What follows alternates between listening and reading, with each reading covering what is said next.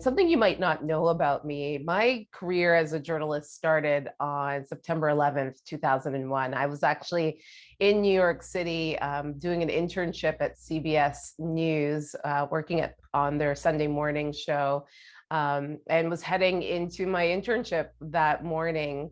Was in the subway listening to some music on my old CD Walkman, and saw people kind of rushing into the subway car, and there was commotion going on, but just didn't really understand what was going on. I was trying to eavesdrop on conversations, but all I could kind of decipher from the conversations is that something had fallen, like a building had fallen, but I couldn't really figure out what was going on. I don't think anybody could have imagined what was going on just above the subways. Um, Walked into the newsroom where we worked for the Sunday morning show, and it was empty. And I looked at the little television monitor that was on the desk and saw the second tower being hit by the plane. And in just mere seconds, knew that the world was going to change forever. Shortly after, I ended up leaving CBS and working for what was then called Listen Up, is now called Context, and producing a documentary called God at Ground Zero. We're just a block away from where it all took place last Tuesday. And boy, was it fascinating to see how God just was at work in the midst of all of this. And the church really rose to the occasion during such a horrific time, so many questions.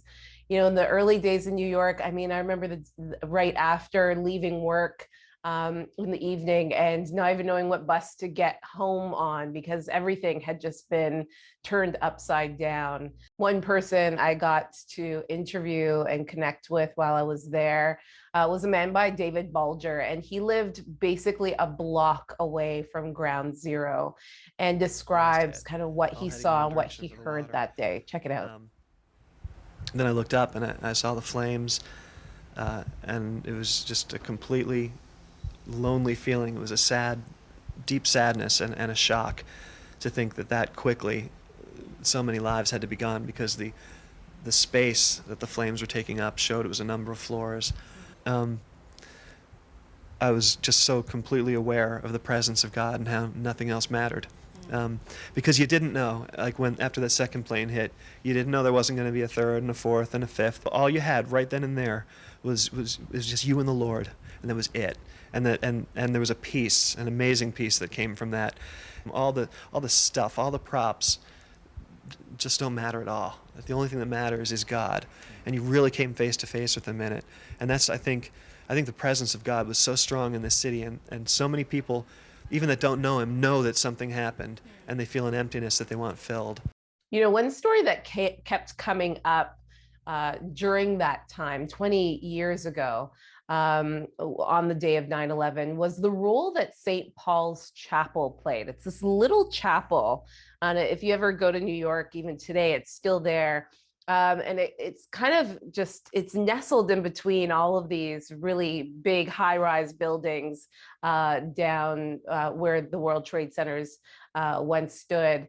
And it became really the center point of rest and recuperation and just protection for a lot of the first responders in those first early days. I remember trying, as a young reporter, trying to get into St. Paul's because I just thought it was amazing that this church, in the middle of all these high-rise buildings, really just became home for many of the first responders. Heard stories of them just being able to find respite, being able to find solace in this space, being able to, get a sandwich or a cup of soup and just be able to rest in the pews during that time.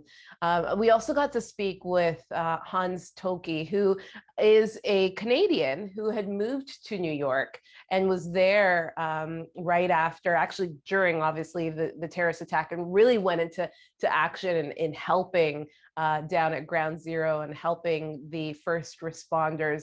And he shares just what he saw as he visited Ground Zero. Check it out.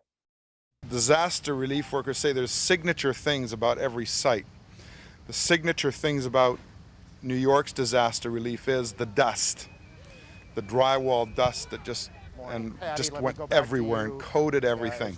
Another signature thing is this dust graffiti, where like you used to draw into the fogged up window in your house when you were a child. Here people have R.I.P. John Smith, Precinct 23. And you can see rescue workers who are professionals, utterly professional sight, still grieving.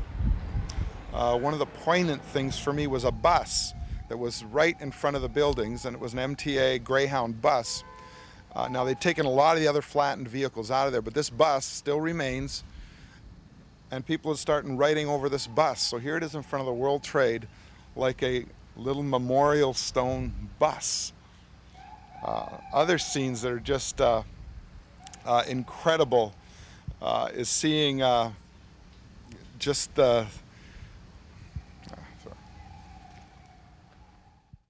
So as I think back 20 years ago, this little journalist from Canada, going to New York to do an internship at CBS News, and really ended up in the center of just all of this that was happening, and trying to even just process for myself as a young Christian what was happening and how God was moving. One thing that just always struck me from all of the stories that we got to tell throughout that documentary is that everybody has this hunger for something bigger than themselves. And some people will recognize it and understand that it is God. Some people say that we have this God-sized hole within our beings. Some people will look at different areas to find solace and peace. But I was really proud to be able to tell the story of how the faith community really rose to the occasion. I just remember walking down the street and Salvation Army was there giving out cups of cold water, and coffee, and talking to people and ministering to people, giving out Bibles. I remember just visiting so many churches, and it was, how do we help? The church wasn't running away from ground zero, but running into ground zero, saying, how can we help? How can we be the church? How can we be the hands and feet of Jesus Christ at that moment? Many of you heard of, the cross that kind of appeared out of nowhere, out of the what was left of the towers, and those little moments. And there's so many stories of miracles and stories of survival that came out of such a horrific, sad day that changed our world and our lives forever. You think about everything that we do now, from security to the way we travel, is all because of what happened on 9/11. But so proud to have been able to document what God was doing in the midst of so much pain and so much suffering. Blessed